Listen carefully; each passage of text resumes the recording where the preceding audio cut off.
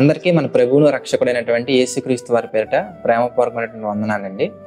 ప్రియులారా, మనలో చాలా మందికి కూడా భవిష్యత్ పట్ల ఒక లక్ష్యం, ఒక టార్గెట్, ఒక గోల్ ఉంటుందండి. దాన్ని సాధించడానికి ఎన్నో ప్లానింగ్స్ మనం వేస్తూ ఉంటాం. తెలుగులో అయితే ప్రణాళికలు, కొంతమంది టైం టేబుల్ అని కూడా అంటూ ఉంటారు.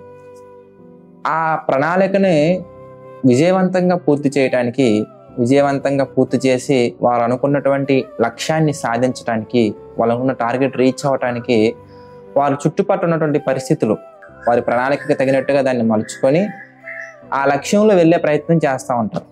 అయితే కొంతమంది సక్సెస్ అవుతారు, కొంతమంది ఫెయిల్ అవుతారు. ఫెయిల్ అయిన ప్రతి ఒక్కరు ఏం చేస్తారంటే, వాళ్ళు ఎక్కడ ఫెయిల్ అయ్యారో చక్కగా ఆలోచించి వాటికి స్టెప్స్, రెమెడీ స్టెప్స్ ఆలోచించుకొని నెక్స్ట్ ఏం చేస్తే బాగుంటుందని ఎక్కడెక్కడ వాళ్ళు ఫెయిల్ అయ్యారో ఆ స్టెప్స్ని జాగ్రత్తగా చెక్ చేసుకొని మళ్ళీ వాళ్ళ టైం టేబుల్ని రీజనరేట్ చేసుకొని వెళ్తూ ఉంటారు. ఇలా ట్రయల్ అండ్ ఎర్రర్లో వెళ్తూ కొంతమంది సక్సెస్ని పొందుకుంటారు, కొంతమంది ఫెయిల్ అవుతారు. మొదట్లో ఫెయిల్ అయినా మధ్యలో సక్సెస్ అవ్వచ్చు, మొదట్లో సక్సెస్ అయినా తర్వాత ఫెయిల్ అవ్వచ్చు. కానీ కంటిన్యూస్గా కాన్స్టాంట్ సక్సెస్ అనేది, లేదంటే కంటిన్యూస్ సక్సెస్ అనేది మెయింటైన్ చేయలేరు. ఎందుకని మనం ఆలోచిస్తే, వారి యొక్క ప్లానింగ్ అనేది లేదా వారి యొక్క ప్రణాళిక అనేది దేవుడు కోరుకున్నటువంటి ప్రణాళికలో భాగంగా ఉండదు కనుక. ఎందుకంటే మనం బాగా ఆలోచిస్తేనండి, ఒక పెన్ను మన దగ్గర ఉంది అంటే ఆ తయారు చేసినటువంటి వ్యక్తికి ఆ పెన్ను పట్ల ఒక ప్లానింగ్ ఉంటుంది.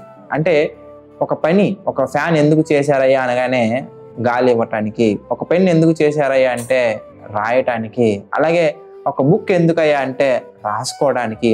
ఇలా మన చుట్టూ ఉన్నటువంటి ప్రతి ఒక్క దానిని కూడా మనిషి తన అవసరాలకు అనుగుణంగా, తన యొక్క ప్లానింగ్, తన మనసులో ఉన్నటువంటి ఆలోచనకు అనుగుణంగా ఒక పని నిమిత్తం ప్రతి వస్తువుని సృష్టించినట్టుగా మనం చూడొచ్చు. అదేవిధంగా ఈరోజు నీవు కానీ నేను కానీ మనం అనుకుంటేనో, లేదంటే మన మదర్ అండ్ ఫాదర్ అనుకుంటేనో ఈ భూమి మీదకి రాలేదండి.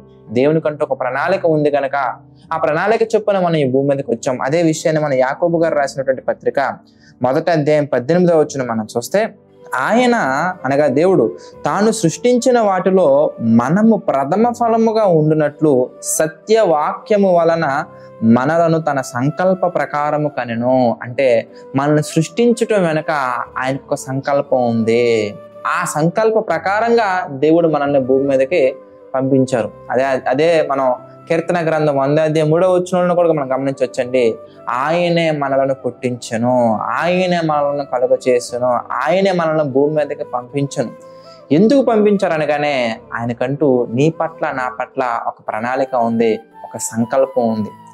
ఎప్పుడైతే మనం దేవుని యొక్క సంకల్ప ప్రకారంగా మనం వెళ్ళగలుగుతామో, లేదా దేవుని యొక్క ఆలోచన ప్రకారంగా మనం వెళ్ళగలుగుతామో, లేదంటే దేవుని యొక్క ప్రణాళిక ప్రకారంగా మనం వెళ్ళగలుగుతామో, అప్పుడు ఆటోమేటిక్గా మనం చేసేవన్నీ కూడా సక్సెస్ అవుతాయండి. ఈ భూమి మీద మనుషులకి కనిపించే మేలులు మాత్రమే కాకుండా కనిపించకుండా ఉండే ఎన్నో అద్భుతమైనటువంటి మేలులు మనం పొందుకోవచ్చు. మరి దేవుని యొక్క ప్లానింగ్లో ప్రయాణించినటువంటి ప్రతి ఒక్కరికి కూడా దాన్ని రుచి చూస్తారు కనుక ఆ ప్లానింగ్ గురించి ఊహించుకున్న ప్రతిసారి కూడా ఎంతో మైమర్చిపోతూ ఎంతో గొప్పగా ఫీల్ అవుతూ ఉంటారండి. మరి దావీదు గారి జీవితంలో కూడా మనం చూడొచ్చు. ఎందుకంటే దేవుని యొక్క ప్రణాళికలో భాగంగా ఆయన ప్రయాణించినట్టుగా మనం చూడొచ్చు. కీర్తన గ్రంథం 139వ అధ్యాయం 17వ వచనం మనం చూస్తే, దేవా నీ తలంపులు నాకెంత ప్రియమైనవి, వాటి మొత్తం ఎంత గొప్పదయ్యా, వాటిని లెక్కించదు అనుకుంటున్నా అవి ఇసుక కంటేను లెక్కకు ఎక్కువై ఉన్నవి. దేవుడికి మన పట్ల ఒకటో రెండో కాదండి, ఇసుక కంటే ఎక్కువ తలంపులు మన పట్ల ఉన్నవి. అవి ఎంత గొప్పగా ఉన్నాయంటేనండి, ఊహించలేనంత గొప్పవండి.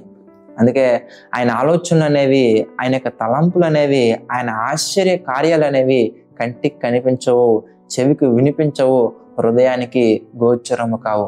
ఎప్పుడైతే వాటిని రుచి చూస్తామో, ఎప్పుడైతే వాటిని ప్రేమపూర్వకంగా దేవుని యొక్క సన్నిధిలో ప్రార్థనాపూర్వకంగా మనం అనుభవిస్తామో, అప్పుడు మాత్రమే వాటి యొక్క గొప్పతనాన్ని మనం తెలుసుకోగలం. కనుక ప్రతి ఒక్కరూ కూడా మన ఆలోచనల ప్రకారంగా, సొంత ఆలోచనల ప్రకారంగా ట్రయల్ అండ్ ఎర్రర్లో వెళ్ళి ఫెయిల్ అవ్వకుండా, కొంతకాలం సక్సెస్ అయ్యి, కొంతకాలం ఫెయిల్ అయ్యి, కొంతకాలం సక్సెస్ అయ్యి, కొంతకాలం ఫెయిల్ అయ్యి, ఇలా కాకుండా దేవుని యొక్క ఆలోచన ప్రకారంగా మనం వెళ్ళగలిగినట్లయితే మనం చేసే ప్రతి చిన్నది కూడా దేవుని యొక్క అద్భుతమైనటువంటి ప్రణాళిక ప్రకారంగా సక్సెస్ అవుతుంది. కనుక ప్రతి ఒక్కరూ కూడా దేవుని ఆలోచనలో ప్రయాణించాలని మనస్ఫూర్తి కోరుకుంటున్నాను. ఇంతటితో నా ఈ మాటలు ముగిస్తున్నాను. ప్రార్థన చేసుకుందామండి.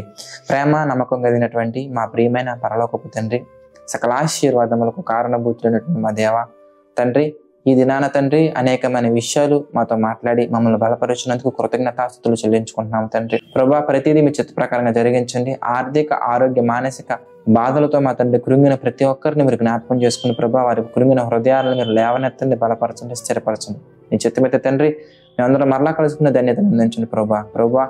యథార్థంగా నమ్మకంగా మీ యొక్క పరిచర్య చేస్తున్న ప్రతి సేవకులను, వారి కుటుంబాలని, వారి యొక్క పరిచర్యను మా తండ్రి మీరు దీవించండి, ఆశీర్వదించండి, బలపరచండి.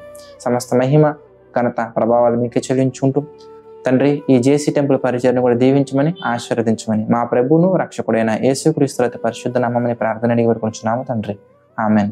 అందరికీ వందనాలండి. God bless you all.